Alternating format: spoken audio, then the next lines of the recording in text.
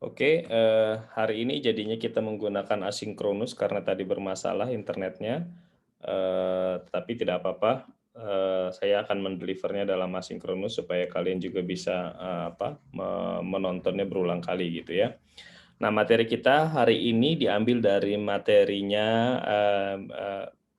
Miskin. Miskin itu adalah penerbitnya, penulisnya. Bukunya adalah The Economics of Money, Banking, and Financial Markets ya. Jadi itu edisi ke-11, chapter 12. Ini relevan dengan topik kita hari ini yaitu financial crisis, tetapi dalam konteks global. Oke ya.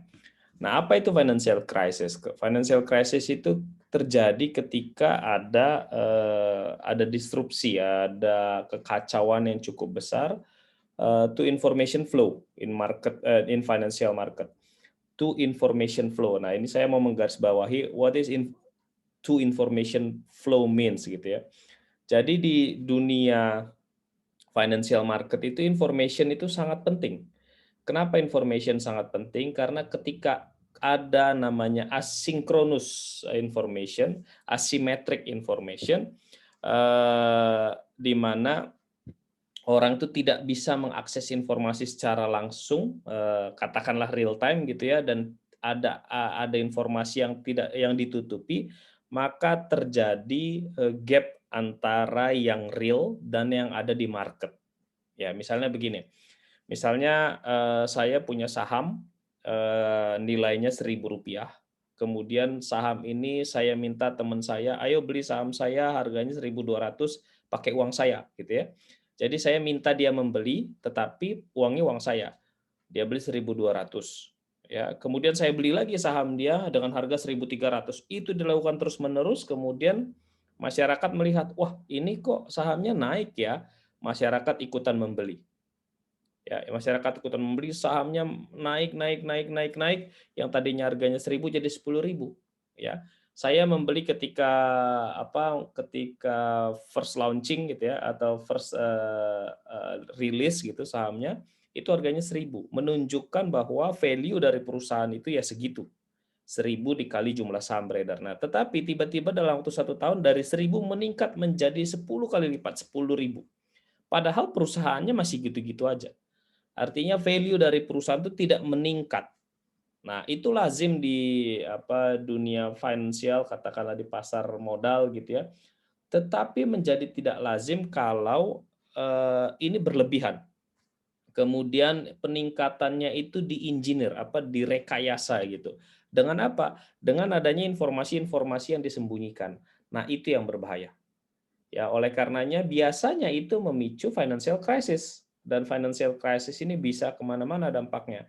Indonesia sudah mengalami tahun 98 financial crisis yang berujung pada krisis politik, berujung kepada krisis sosial, krisis keamanan, dan beragam. Untungnya Indonesia bisa recovery dengan baik dari tahun 98 ya. Nah, kita lanjutkan ya. Flow in financial markets with the result that financial friction increase sharply and financial markets stop functioning. Jadi karena adanya itu terjadi kekacauan di financial market, kemudian stop functioning. Stop functioning itu dia tidak berperan sebagaimana mestinya. Ya, jadi dia stop, kemudian dia, katakanlah meltdown, ya, jadi runtuh gitu ya. Nah, itu yang terjadi. Itulah financial crisis dan bisa berakibat kemana-mana. Nah, the dynamics of financial crisis. Biasanya financial crisis itu ada stage-stage-nya. Jadi misalnya stage 1, initiation of financial crisis. Dia awalnya financial crisis itu seperti apa sih? Di stage 1 itu biasanya ada credit boom. Jadi kreditnya meningkat luar biasa. Dulu mungkin awal-awal 2000 gitu ya, tahun 2000 atau ya awal-awal, bukan tahun 2000, sorry. Tahun 2005 sampai 2010 itu kita mudah banget mendapatkan credit card. Ya, itu namanya credit boom. Credit card orang bisa semua apply credit card, di-approve gitu ya, enggak diteliti dengan baik orang ini layak bayar atau enggak, itu disebut credit boom. Nah, credit boom itu kredit ini tiba-tiba naik, segala sesuatu bisa dikredit. Nah, ini juga berbahaya nih saat ini, segala sesuatu bisa dikredit, tiba-tiba runtuh gitu ya. Tiba-tiba dari naik luar biasa anjlok. Kenapa? Karena ada mismanagement. Jadi ada financial liberalization. Jadi dibebaskan karena nature-nya dari perdagangan bebas itu kan membebaskan, termasuk di dalamnya membebaskan cara finance ini beroperasi. Nah, jadi kebebasan ini kebablasan gitu ya. Jadi banyak banget inovasi, rekayasa, kemudian inovasi engineering dalam keuangan, hingga menurut saya ini menjadi berbahaya. Nah, leading to asset price boom and bust. Jadi aset itu seolah-olah meningkat luar biasa value-nya, tiba-tiba anjlok. Kapan dia anjlok? Ketika pada akhirnya market akan menyesuaikan dan menyadari ini sudah kegedean ini, gitu ya. Ini value-nya sudah ketinggian, di harga di pasar pasar modal itu ketinggian, tidak menunjukkan angka yang real. Teman-teman, pasar modal itu seharusnya menunjukkan angka yang real di keadaan sesungguhnya. Jadi kalau di pasar modal, misalnya suatu perusahaan itu total value-nya seharusnya 1 juta gitu ya, seharusnya di realnya 1 juta. Kalaupun dia lebih rendah, nggak terlalu banyak gitu. Nah, tapi ini karena ada engineering, jadi value-nya itu membesar luar biasa dan tiba-tiba financial analyst mulai menghitung kan banyak sekali indikator yang bisa kita gunakan. Menghitung tiba-tiba dia merasa ini nggak benar nih, ya. Kemudian dia mulai bilang, hati-hati loh pemain pasar modal, ini ada mismanagement di sini, ada sudah gelembung yang luar biasa, ini berbahaya untuk berbahaya untuk ekonomi, kemudian bisa crash waktu-waktu. Nah, orang-orang yang punya modal, punya beli saham, apa yang dilakukan? Mulai worry dong, karena dia mulai worry, dia mulai menjual. Kemudian terjadi kepanikan. Karena semua menjual, terjadilah runtuh, bust. Nah, itu ya, boom and bust. Atau ada juga istilahnya itu economic bubble. Jadi dia bubble membesar, tapi fundamentalnya ya tetap segitu-segitu aja. Jadi besarnya itu di pasar modal saja, tapi realnya nggak membesar gitu. Hingga sewaktu-waktu dia bisa meletus gitu ya, meledak kembali ke kecil, bahkan lebih kecil dari yang seharusnya. Ya, increase in uncertainty. Jadi ketidakpastian itu meningkat. Kenapa? Karena terlalu banyak engineering. Engineering itu bahasa Indonesia yang paling tepat adalah rekayasa. Rekayasa itu bukan berarti konotasinya selalu negatif ya. Rekayasa itu artinya diutak-atik gitu ya. Nah, ini biasanya stage pertamanya gitu. Ada boom yang luar biasa hingga ekonomi pasar modal membesar, kira-kira realnya itu nggak segitu gitu ya, membesar, tiba-tiba pasar menyadari bahwa ini too big, meletuslah dia. Kemudian runtuh. Nah, itu stage 1. Nah, stage 2-nya apa? Karena tiba-tiba runtuh, banyak sekali di pasar modal itu yang di engineering, lalu ada juga aset-aset yang dalam bentuk katakanlah bond, dalam bentuk hipotek, dalam bentuk macam-macam itu kan yang digadai gitu ya. Ada yang bisnis berhutang dengan menjaminkan apa? Menjaminkan saham. Ada macam-macam. Nah, ini semua sudah terlanjur besar, uang yang beredar besar, pinjamannya besar, tiba-tiba anjlok. Bayangin perusahaan sudah merasa, oh ini luar biasa nih, saham kita naik luar biasa. Kalau gitu saya pinjam yang luar biasa ini deh, pinjaman yang cukup besar, kita akan investasi di mesin. Kenapa? Karena perusahaan kita berkembang luar biasa. Terlihat dari sahamnya yang melonjak gitu ya. Kemudian minjam uang dari bank. Tiba-tiba crash. Apa yang terjadi? Yang terjadi adalah gagal bayar. Dia tidak bisa bayar pinjaman ke bank. Kemudian tiba-tiba karena crash, bank itu nggak punya duit. Mau tagih ke orang yang punya utang, orangnya bilang kami nggak punya duit. Jadi banknya juga nggak punya duit. Sedangkan yang nabung mulai panik. Dilihat, oh ini ada crash nih. Saya kalau gitu lebih baik pegang cash. Cash is king katanya. Saya tarik duit dari bank. Bank bilang, oh we don't have money gitu at this time gitu ya. Kami nggak punya duit nih sekarang. Kami punya duit, tetapi itu masih di tangannya peminjam gitu. Si bank bilang tolong sabar gitu ya. Apa yang terjadi? Si yang memberi, yang si penyimpan uang nggak sabar dong. Dia bisa mulai berpikir, jangan-jangan duit saya hilang. Nah, terjadi kepanikan. Itu stage 2. Bankingnya krisis, baru stage 3-nya debt deflation. Hutang itu membesar, semua kacau balau, kemudian biasanya semua punya hutang itu, namanya perusahaan kan punya hutang, jadi terbelit hutang semuanya.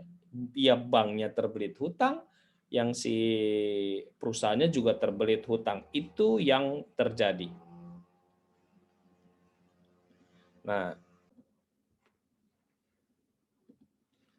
Nah, bagaimana sih stage-stage-nya gitu ya? Biasanya ada sequence of event in financial crisis ya di advance economy ya, di negara-negara maju gitu, karena berbeda nature dari krisis di negara maju dan di negara katakanlah berkembang itu berbeda. Nah, stage 1 itu pertama yang terjadi adalah penurunan ya, penurunan di institusi keuangan ya, penurunan di institusi keuangan, kemudian asetnya menurun, kemudian meningkatnya uncertainty gitu ya, ketidakpastian meningkat. Nah, ini di apa ya, di bahan bakari gitu ya, didorong oleh adanya juga biasanya moral hazard. Moral hazard itu kecurangan-kecurangan. Ya, jadi sudah keadaan pasarnya memburuk, kemudian institusi keuangannya sebenarnya aset price-nya itu menurun, ketidakpastiannya meningkat, kemudian ada moral hazard lagi. Jadi ini menjadi berlipat-lipat gitu ya. Lalu masuk stage 2-nya apa? Economic activity-nya turun. Karena orang sudah mulai nahan uang. Ya, orang yang mau belanja menahan uang, perusahaan juga menahan uang, perusahaan gagal bayar, jadi ekonomi secara makro, ekonominya tuh menurun, aktivitas ekonomi menurun. Apa yang terjadi dengan bank? Terjadi banking crisis, yang tadi saya katakan bahwa perbankan juga menjadi tidak punya duit, nggak punya, kekurangan liquidity gitu ya. Nah, kemudian terus lagi ada moral hazard lagi, kemudian makin ekonominya menurun, masuk ke stage 3. Ya, lalu ada unanticipated decline in price level. Nah, tadinya perusahaan itu berharap harga naik, harga saham naik, harga barang naik, hingga dia dengan yakin investasi. Dia tidak mengantisipasi terjadinya krisis. Ini istimewanya krisis ya. Krisis itu datang tiba-tiba biasanya. Banyak orang yang nggak mengantisipasi. Walaupun ada sebagian orang yang mampu melihat bahwa ini akan terjadi krisis. Kalau kalian nonton film, kalau nggak salah judulnya Big Short, kalau nggak salah, itu di Big Short atau apa ya? Dia menunjukkan bagaimana 2008 itu ada satu orang yang mengatakan bahwa sebelum 2008 ya, mungkin 2006, dia sudah katakan bahwa pasar modal Amerika, pasar keuangan Amerika akan meltdown, akan runtuh. Kenapa? Karena pasar keuangan mulai tidak berhati-hati. Semua dikasih kredit hingga nanti pada akhirnya akan terjadi bubble. Ada orang yang mampu prediksi itu dan terbukti 2008 dia terbukti prediksi dia tepat. Ada yang begitu. Tetapi ada juga yang nggak mampu. Jadi dia unanticipated, tidak diantisipasi. Jadi jatuh. Nah, kembali lagi ada moral hazard dan sebagainya gitu ya. Jadi makin hancur dan ekonomi makin decline. Jadi ini semacam apa ya? Semakin memperburuk gitu. Satu dan lain hal itu begitu bersatu makin buruk, makin buruk, makin buruk. Pada akhirnya seperti itu. Nah, kemudian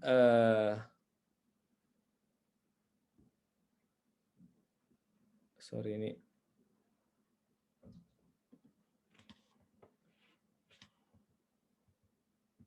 Nah, ini the mother of all financial crisis, the Great Depression. Nah, kita baru masuk ya Great Depression. Kita mau masuk financial crisis. Tapi kita sudah belajar nih Great Depression ya. How did the financial crisis unfold during the Great Depression and how it led to the worst economic downturn in US history? Tahun 29 kita sudah belajar bahwa Wall Street itu tumbang. Ironinya, tumbangnya itu dengan alasan yang sama sebenarnya, dengan alasan yang sama yang terjadi di 2008. Ya, ada stock market crash, kemudian sebenarnya tahapan-tahapannya mirip-mirip juga. Ada bank panic, ada continuing decline in stock price, ya harganya tadi naik, turun, kemudian ada debt deflation. Jadi ada terlilit hutang, sama persis. Nah, itu berulang. Nah, ini mungkin pentingnya juga kita belajar sejarah ekonomi, karena orang bilang sejarah itu berulang. Terbukti di sini, Great Depression terulang lagi di 2008, dari tahun 29 ke tahun 2008, berapa tahun. Nah, nanti mungkin di masa mendatang akan terulang lagi. Nah, itu yang terjadi. Kemudian figure 2, stock price during the Great Depression period. Ya, ini hanya memberikan gambaran. Ini ketika Great Depression itu apa yang terjadi tahun 32 itu, tahun 30, tahun 29 akhir itu harga saham sangat tinggi kemudian anjlok. Sampai tahun 32 kemudian pelan-pelan recovery. Kemarin saya sudah jelaskan bagaimana Presiden Roosevelt ya mengambil langkah-langkah yang dibutuhkan untuk meningkatkan atau merecover ekonomi Amerika. Banyak sekali program ekonomi yang dia kembangkan dan itu luar biasa. Itu menolong dan itu cara-cara itu masih dipakai juga sampai sekarang. Jadi nggak ada yang benar-benar baru sebenarnya di dalam ekonomi dunia ini. Nah ini credit spread during the Great Depression. Nah, credit spread itu adalah yield-nya, perbedaannya dari yang seharusnya lah, kurang lebih gitu. Jadi sampai dengan 8%, luar biasa. Jadi kalau misalnya produk finansial yang sama, dia perbedaannya dari yang seharusnya itu kira-kira sampai 8%. Padahal idealnya mungkin ada di 2%, tapi dia sampai dengan 8%. Untuk dunia ekonomi, naik 6%, 10% itu luar biasa besar. Gitu ya. Nah, the global financial crisis 2007 sampai 2009. Nah, sekarang kita masuk ke yang 2007 sampai 2009. Apa penyebabnya? Causes of 2007 and 2009 financial crisis. Penyebabnya adalah financial innovation emerge in the mortgage market. Nah, ini inovasi yang berakhir buruk ini. Apa yang dimaksud financial innovation? Financial innovation itu yang tadi yang saya katakan rekayasa atau engineering atau tapi konotasinya nggak harus jelek ya. Pelaku-pelaku pasar modal itu mulai membuat ini sepertinya kita bisa berinovasi nih. Misalnya tadi agunan itu cuma 1 kali digadaikan, bisa berulang kali digadaikan, gitu ya. Jadi hal-hal seperti itu membuat keadaan menjadi buruk, ya. Jadi tidak menggambarkan keadaan sesungguhnya. Kemudian dengan berbagai perhitungan terjadilah pembenaran subprime mortgage. Subprime mortgage itu gini. Subprime itu artinya subprima. Subprima itu artinya di bawah prima. Seharusnya mortgage itu katakanlah mortgage itu saya sederhanakan menjadi agunan gitu ya.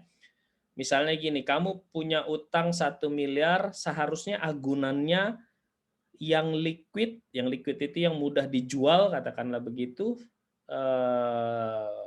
Peraturannya bilang seharusnya kamu harus punya 1,5 miliar untuk meminjam 1 miliar.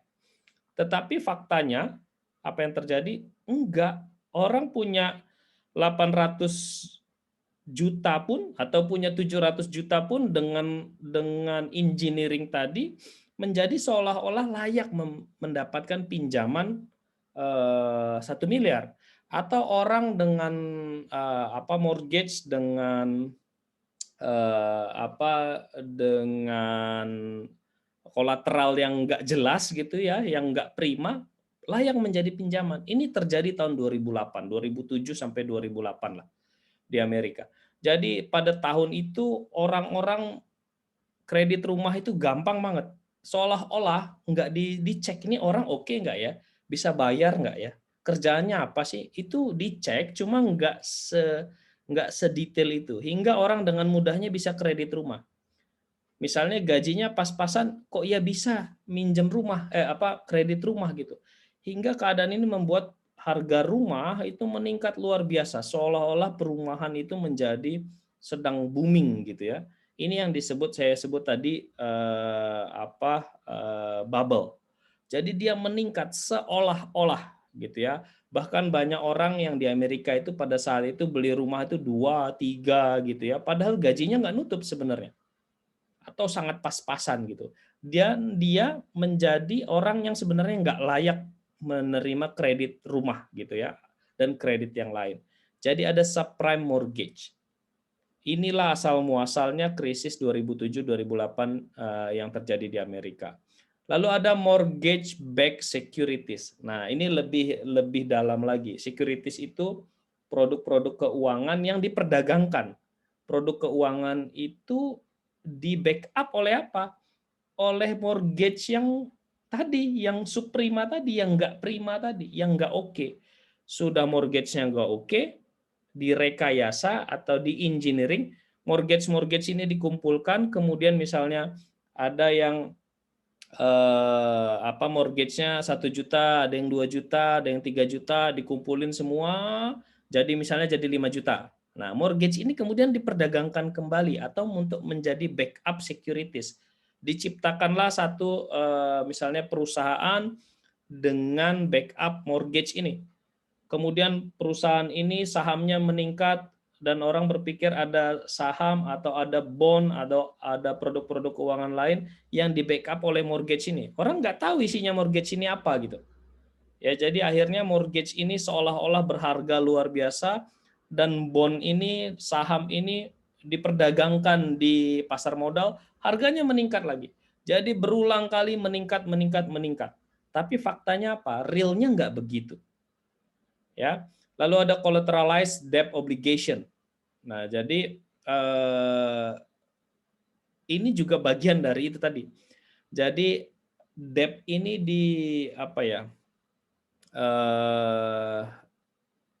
dijadikan satu produk keuangan lain, CDOs namanya. Jadi ini menjadi backup yang lain gitu. Backup itu artinya menjadi kolateral yang lain. Jadi misalnya saya punya piutang gitu ya. Saya punya piutang itu artinya orang berhutang sama saya.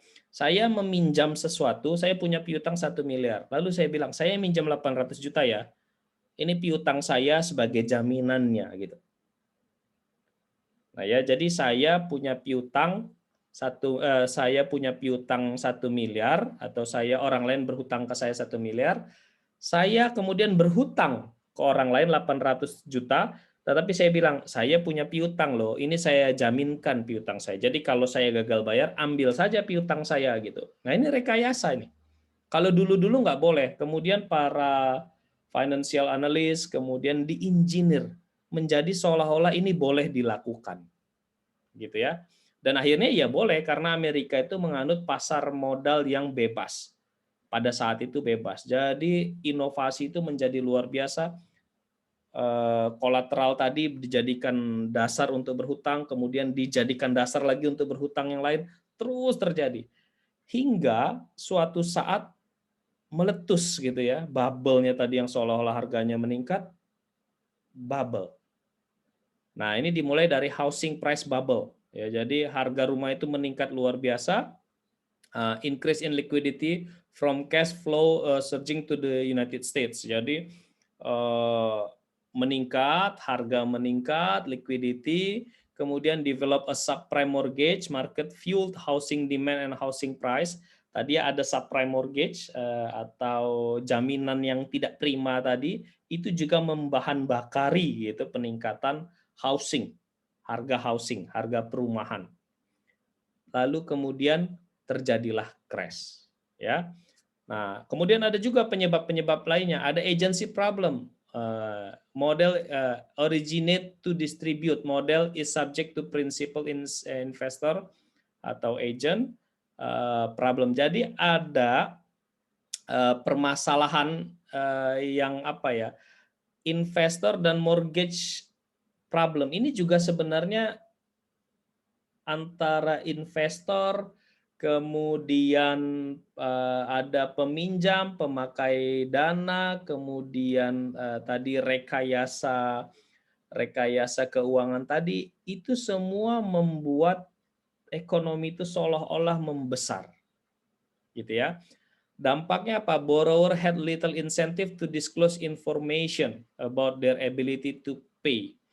Nah, karena sistemnya seperti ini, si peminjam itu nggak terdorong untuk membuka, to disclose information. Dia nggak jujur. Nggak jujur kenapa? Karena kalau saya jujur, saya nanti malah sulit meminjam. Akhirnya dia nggak jujur. Ya, dan undang-undangnya waktu itu di Amerika tidak memaksa orang untuk membuka semuanya, gitu ya. Lalu ada commercial investment bank had weak incentive to assess the quality of securities. Jadi ini ekonomi membesar, commercial bank dan investment juga merasa harus ikut pestanya dong gitu. Kalau saya menilai kualitas dari peminjam saya, menilai dengan sangat baik produk-produk keuangan, tentu ini nggak layak. Tapi kalau saya bertindak berdasarkan itu gitu ya, saya nggak kebagian kue ekonomi yang lagi membesar ini. Jadi akhirnya komersial dan investment banks itu mulai ya nggak apa-apalah, nggak terlalu berkualitas tuh produk-produk keuangan atau tidak terlalu berkualitas jaminannya, kita kasih aja deh kredit gitu, kita kasih aja deh pinjaman. Toh baik-baik aja kok 2 tahun ini semua membaik, walaupun secara hitungan seharusnya dia tidak layak, ya udah kita kasih aja kredit supaya kita juga dapat bunga gitu ya. Nah, ini membuat ini membesar dan semuanya melakukannya gitu, terutama institusi keuangan. Nah, jadi ada information problem. Jadi ada ketidakterbukaan informasi keuangan, data keuangan itu membuat masalah. Tiba-tiba housing price bubble burst, meledaklah dia. Orang menyadari bahwa ini nggak benar lagi gitu. Financial analyst mulai tersadar gitu ya. Mulailah financial analyst membuat analisa-analisa Amerika berbahaya, institusi keuangan bisa crash waktu-waktu, hingga akhirnya terjadi kepanikan beneran.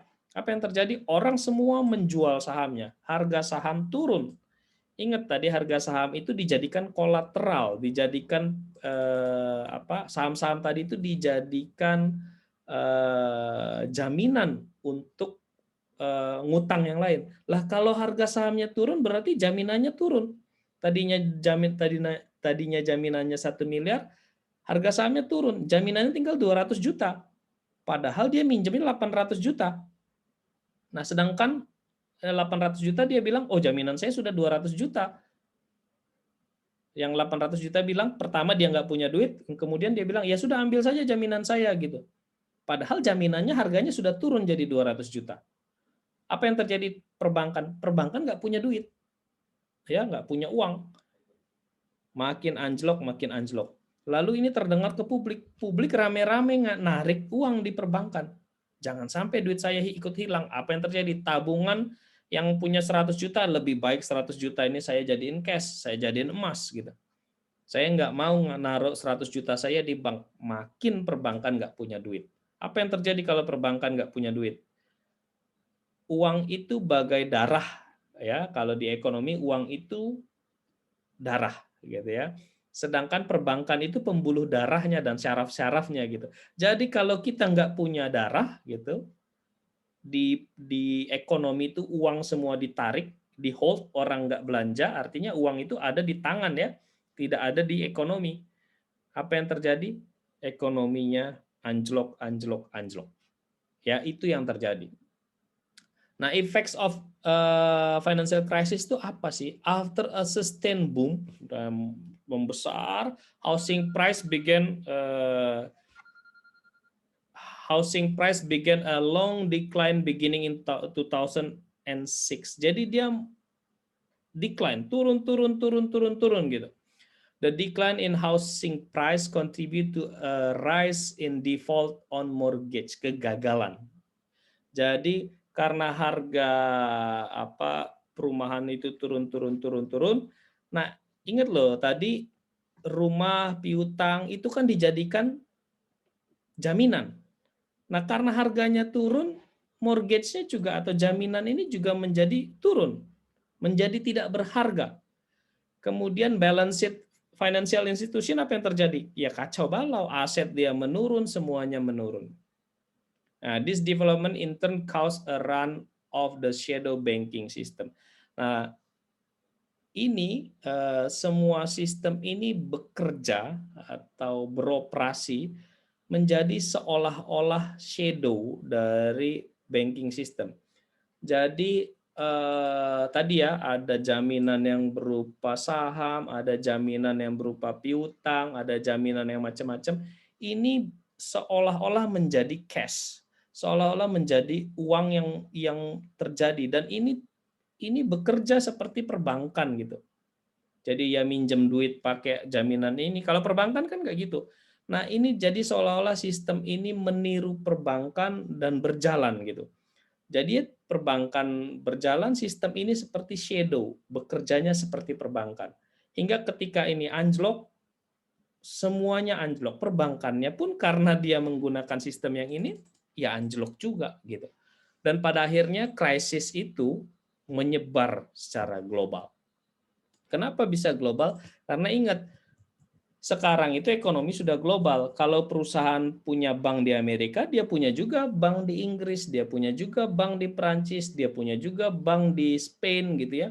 Hingga kalau di sini kurang duit, dia tarik duit dari Inggris, dia tarik duit dari Spain. Tentu dia selamatkan yang di Amerika dulu. Kemudian merontok juga di Spain, rontok juga di Inggris, rontok juga di Perancis, dan seterusnya, dan seterusnya. Jadi ini melebar. Indonesia waktu itu apa yang terjadi? Indonesia selamat waktu itu 2008. Memang menurun ekonominya tetapi tidak jadi anjlok. Kenapa? Karena ketika itu Indonesia itu di-backup oleh apa? Oleh konsumsi dalam negeri yang luar biasa besar. Jadi konsumsi dalam negeri kita itu dominan sekali hingga apa yang terjadi di global itu tidak terlalu terpengaruh. Ya, tidak terlalu mempengaruhi gitu. Ya mempengaruhi tetapi nggak signifikan lah gitu, atau Indonesia masih bisa bertahan lah. Itu keuntungannya, salah satu keuntungan kalau kita bergantung pada konsumsi dalam negeri, gitu ya. Nah kemudian ini berlanjut krisis ini ya, kemudian ini financial institution mulai bangkrut, kemudian menjual aset, kemudian high profile firms fail. High profile firms ini kalau dia gagal itu berbahaya sekali karena dia menggambarkan keadaan ekonomi Amerika sesungguhnya. Jadi ada Bear Stearns itu Maret 2008 fail. Fannie Mae kemudian Freddie Mac Juli 2008 fail. Lehman Brothers, Merrill Lynch, AIG, kemudian Reserve Primary Fund, semua ini gagal dan ini semua itu high profile firm. Jadi institusi keuangan yang bergengsi gitu ya. Kalau institusi keuangan yang bergengsi saja gagal, bagaimana kita bisa percaya dengan dengan pasar keuangan gitu? Kamu bayangin kalau tiba-tiba Bank Mandiri, BCA, BRI gagal bayar, apa yang kamu lakukan? Kita pasti panik. Ya, itu bank besar gitu, yang high profile firm, high profile bank gagal. Kita pasti panik. Apa yang kita lakukan pertama? Biasanya langsung narik duit. Ya makin gagal. Ketika kita narik duit, uang yang beredar untuk menggerakkan ekonomi nggak ada lagi. Nah, jadi semuanya makin kacau. Nah, lalu apa yang dilakukan pemerintah Amerika? Nah, di Amerika ini harus kebijakan sebesar ini harus masuk House of Representative atau DPR-nya lah ya. DPR-nya karena Amerika mau membail out. Bail out itu perbankan tadi dibeli sama oleh pemerintah tapi dikucurin dana. Supaya apa? Supaya perbankan tersebut, institusi keuangan punya duit. Duitnya dari mana? Dari pemerintah. Nah, caranya gimana? Pemerintah membeli. Waktu dia membeli, uangnya ini digunakan untuk membayar hutang dan sebagainya. Nah, akhirnya itu 3 Oktober 2008 DPR-nya Amerika setuju untuk membail out dengan nilai 700 700 miliar dolar. Nggak tahu berapa triliun rupiah, itu berapa ribu triliun rupiah. Nah, kemudian Kongres juga itu mungkin selevel MPR atau DPD-nya di sini ya, menyetujui 787 billion economic stimulus plan.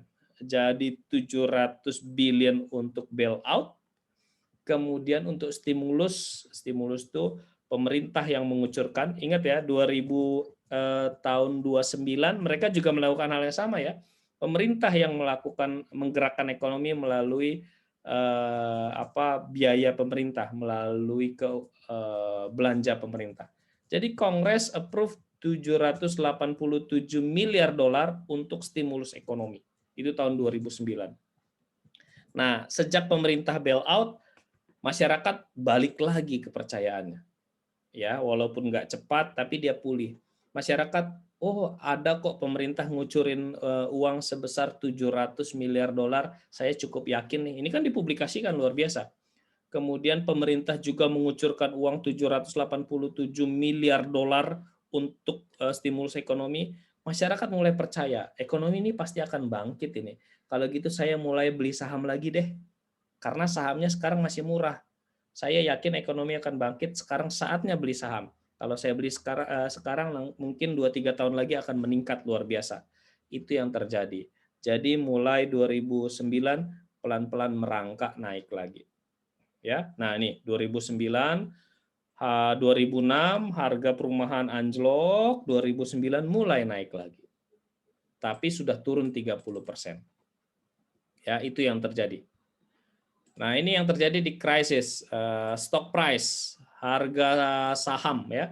Harga saham itu naik 2003 sampai 2008 itu meningkat luar biasa, bullish gitu ya. Naik harga saham tiba-tiba anjlok di 2008 sampai 2009. Kita lihat yang di paling kanan ini. 2009 setelah stimulus dan lain-lain kebijakan mulai naik lagi. Ya, jadi stimulus pemerintah sukses gitu ya. Kebijakan pemerintah Amerika sukses. Nah, apa yang terjadi di The Fed? The Fed itu central bank-nya Amerika lah, seperti Bank Indonesia-nya Amerika gitu ya. Some economists have argued that the low interest policy of the Federal Reserve 2003 sampai 2006 itu menyebabkan housing price bubble. Apa ini artinya? Beberapa ekonom berpendapat bahwa karena pemerintah suku bunganya sangat rendah lah terjadi bubble ekonomi gitu. Terutama di harga perumahan. Kenapa? Karena suku bunganya rendah, orang itu kredit itu bunganya rendah. Kalau bunganya rendah, orang terdorong untuk kredit rumah, beli rumah dengan kredit. Padahal diperburuk lagi bahwa perbankan itu tidak prudent, ya, nggak berhati-hati, ya udahlah kasih aja gitu. Nah, itu yang terjadi. Nah, some economists argue-nya itu. Tetapi ada Taylor argue that the low federal funds rate led to low mortgage rate. Jadi karena bunganya federal atau bunganya bank sentralnya turun, harga mortgage rate-nya juga turun, itu menstimulasi housing demand itu meningkat. Kemudian harga rumah meningkat, tetapi dia di backup oleh jaminan yang tidak prima atau subprime. Itu yang terjadi ya. Nah, ini tokohnya juga nih, namanya Ben Bernanke ya. Ini Federal Reserve-nya, atau kalau di Indonesia ini mungkin Gubernur Bank Indonesia-nya gitu ya. Dia membantah, enggak. Dia bilang yang terjadi itu bukan karena suku bunga rendah, tetapi apa? The proliferation of new mortgage product that lowered mortgage payments, a relaxation of lending standard. Relaxation itu artinya agak agak dilonggarkan standar peminjaman. Jadi yang tadinya misalnya pinjam harus punya jaminan 10 juta, sekarang bolehlah 7 juta aja gitu, atau 6 juta aja. Itu terjadi tahun 2008. Jadi agak-agak agak-agak dilonggarkan. Menurut Bernanke ini yang terjadi. Karena perbankan itu melonggarkan standarnya ketika dia memberi pinjaman. Nah, jadi itu penyebabnya. Nah, ini kan merembet tadi saya bilang ke global. Apa yang terjadi dengan Eropa? The increase in budget deficit that followed the financial crash 2007-2009 led to fears of government's default and surge in interest rate. Jadi pemerintah jadi gagal gitu. Di banyak negara Eropa pemerintah gagal karena keuangannya juga ikut terganggu gitu ya. Yang lebih parahnya lagi, pemerintah kehabisan duit gitu. Ya, pemerintah itu nggak punya uang lagi. Itu terjadi di Yunani, terjadi di Ireland, terjadi di Portugal, Spain, dan Italia. Pemerintahnya nggak punya uang karena ekonominya nggak berjalan. Karena pemerintah nggak punya uang, mulailah pemerintah mengurangi gaji, kemudian pemerintah juga menghentikan misalnya pembangunan, kemudian pemerintah juga mengurangi pegawai, kemudian karena pemerintah mengurangi belanja, mengurangi nggak punya duit, pemerintah itu salah satu pemain utama dalam ekonomi. Dia artinya pemerintah nggak belanja. Kalau pemerintah nggak belanja, apa yang terjadi dengan perusahaan? Tadinya pemerintah meeting di hotel, nggak ada meeting. Hotelnya menurun income-nya. Hotel menurun income, karena dia income menurun, dia mengurangi pegawai, dan seterusnya, dan seterusnya. Jadi ini menciptakan namanya sovereign sovereign debt. Jadi pemerintahnya yang berhutang, pemerintah punya hutang dan gagal bayar. Ditambah ada beberapa hutang pemerintah yang saat itu jatuh tempo tidak bisa dibayar. Keadaannya makin kacau lagi. Itu yang terjadi di Yunani, terjadi di Spain, terjadi di Italia. Untungnya, masih untung ya, untungnya negara-negara kuat di Eropa itu membail out, membantu. Kenapa? Misalnya Jerman itu membantu negara tersebut. Membantu dalam arti memberi hutang ya. Kenapa? Memberi hutang dengan syarat, tapi syaratnya kamu harus lakukan A, B, C, D, E gitu. Kenapa Jerman lakukan itu? Karena kalau dibiarkan, Eropa itu mata uang tunggal. Itu bisa menyebabkan banyak hal terjadi. Dan kemudian Eropa itu kan, kamu bisa orang Spanyol kerja di Jerman boleh. Dengan mudahnya, mereka kan punya perjanjian seperti itu. Jadi semua itu bebas melintas saja. Nah, bayangkan kalau di Spanyol semuanya pengangguran, orang Spanyol mulai mikir, kalau gitu saya pindah negara deh, saya masih warga negara Spanyol, saya cari kerja di Jerman deh. Jerman ekonominya masih kuat.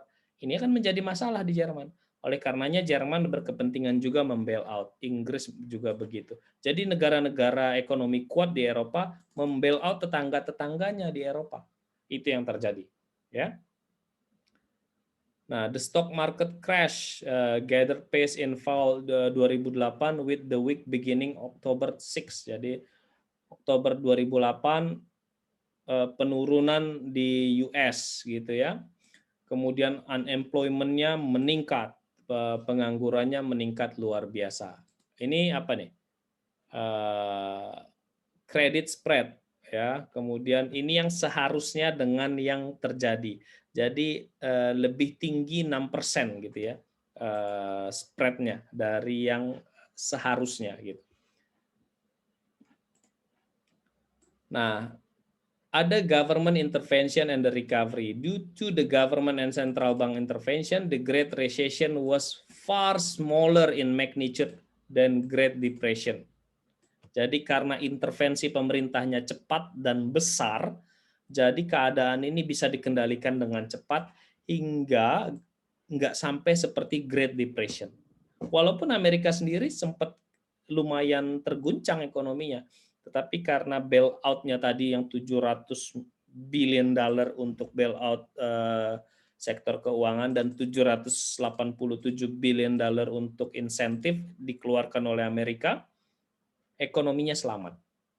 Kemudian ada the Troubled Asset Relief Program. Ini sama ya seperti yang dilakukan oleh kalau dulu Roosevelt ya.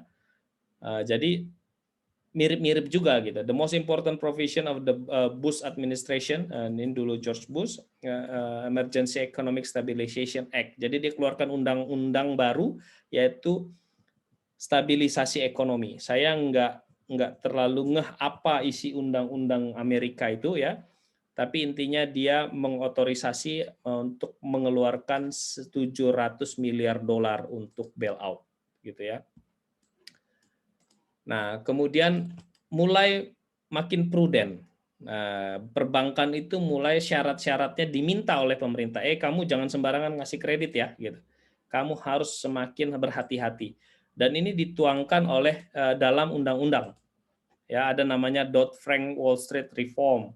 Jadi dia undang-undang baru di Wall Street yang memproteksi konsumen. Jadi goalnya adalah consumer protection, kemudian resolution authority. Kalau ada bermasalah, ada resolution authority. Intinya konsumen nggak boleh dirugikan. Konsumen itu dalam hal ini misalnya yang membeli saham dan sebagainya dan orang-orang yang bermain saham lah kurang lebih gitu. Kemudian ada systemic risk regulation. Nah, systemic risk itu kan kalau satu rontok karena ini dia sistem. Perbankan rontok, misalnya tadi perumahan rontok, masuk ke perbankan, masuk ke pasar modal, masuk ke yang lain-lain. Ini kan sistemik. Kalau satu rontok, yang lain rontok. Oleh karenanya ada regulasi yang mengatur itu. Ya, detail regulasinya saya kurang paham apa. Kemudian ada Volcker rules, ada derivatives. Jadi turunan-turunannya itu juga harus diregulasi dengan sangat baik, gitu ya. Ada istilah too big to fail and future regulation. Ada 3 pendekatan to solving too big to fail. Apa artinya too big to fail? Too big to fail itu seperti Lehman Brothers itu tidak boleh gagal. Tadi kan institusi keuangan yang mentereng-mentereng tadi itu nggak boleh gagal. Kenapa? Karena kalau dia gagal, ekonomi Amerika hancur. Makanya dia tidak boleh gagal. Makanya pemerintah Amerika membail out, menolong, membeli hutang-hutangnya pun dibeli gitu ya, membeli kemudian mengucurkan uang. Kemudian apa yang dilakukan? Break up large financial institution. Jadi yang sudah terlalu besar itu dipecah gitu ya. Higher capital requirements ya. Jadi kalau misalnya perbankan mau membuat bank gitu, disyaratkan kamu harus punya duit sekian gitu. Indonesia juga mengikuti itu. Sekarang perbankan, saya nggak tahu apakah ada yang baru undang-undangnya, tapi Indonesia disyaratkan dan dinaikkan syarat capital atau syarat modalnya. Jadi bank di Indonesia itu nggak boleh buka bank kecil kalau modalnya tidak lebih dari 1 triliun. Kenapa ada syarat capital? Supaya kemungkinan gagal bayarnya makin kecil. Karena kalau bank kecil saja gagal bayar, ini bisa merembet kemana-mana. Ingat ya tadi, systemic. Ya. Kemudian ada istilah leave it to Dodd-Frank. Dodd-Frank ini mengacu kepada undang-undang yang dikeluarkan tadi. Nah, the other issue for future regulation. Isu-isu lain yang berkembang untuk meregulasi, mengatur masa depan itu seperti apa ya?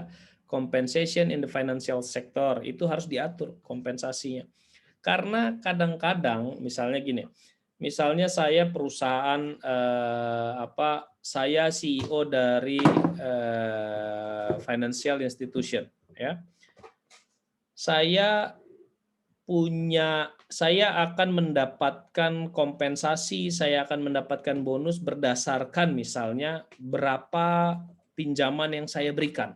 Nah, tentu saya kalau kompensasi saya seperti itu, saya terdorong untuk memberikan pinjaman luar biasa dong. Sebanyak-banyaknya deh kita kasih. Nah, supaya bisa pinjamannya banyak, saya menjadi tidak prudent, saya menjadi tidak berhati-hati gitu. Kenapa? Karena kalau berhati-hati nggak semuanya lolos pinjaman. Jadi saya mulai loose. Nah, itu berbahaya. Makanya kompensasinya pun harus diatur di financial sector. Kemudian government sponsor enterprises itu juga mulai diatur. Ada company-company yang di-backup oleh pemerintah itu kembali diatur. Kemudian credit rating agency itu company-company yang memberikan rating kepada perusahaan, kepada produk-produk keuangan. Oh, ini perusahaan oke, ini perusahaan nggak oke. Kemudian tetapi juga isunya atau masalah yang mungkin dihadapi kalau ini diatur, bahaya juga loh, terlalu banyak mengatur atau over regulation itu juga berbahaya. Jadi ini dilematis gitu ya. Apakah kita atur apa nggak diatur ya gitu. Atau mengaturnya seberapa besar. Nah, itu isu-isu yang mendatang harus dipikirkan juga gitu ya.